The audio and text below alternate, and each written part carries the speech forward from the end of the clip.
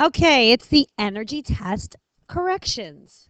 Question number one, very simple question. The ability to do work. Well, what do you need to do work? You need energy. Eat some food. Number three, the energy an object has because of its position. Many people got this wrong because they didn't understand what that meant. If we're talking about its position, we really want to know where is it?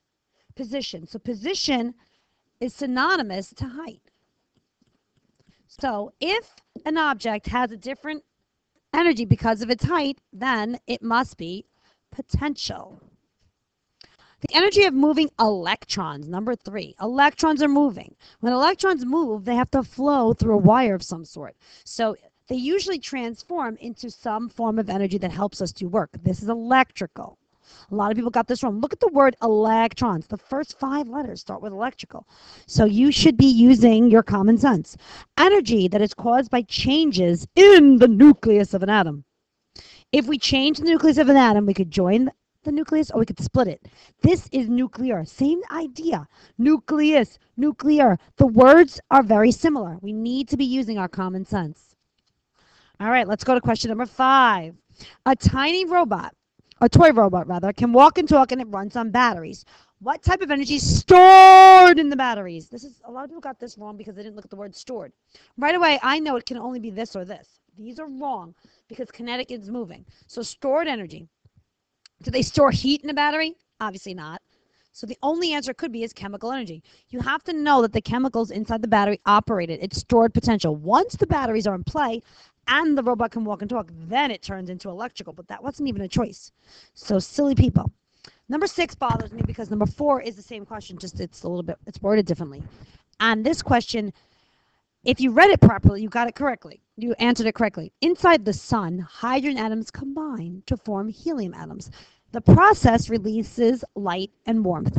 Which form of energy powers the sun? So how do we get this energy?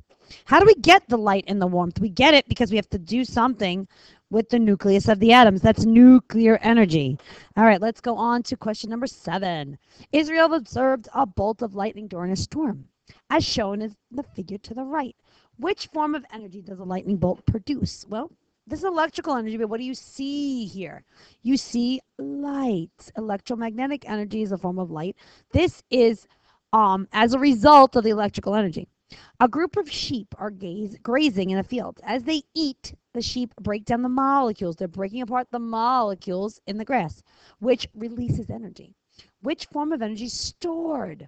Keyword, in the grass. Well, nuclear and chemical are stored energies as well as elastic. Thermal is kinetic, so get rid of that.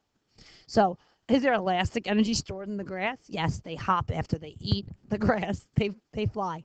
No. Elastic energy has to do with potential energy of motion. And chemical energy is stored in the in the chemical bonds. It tells you they're breaking down the molecules.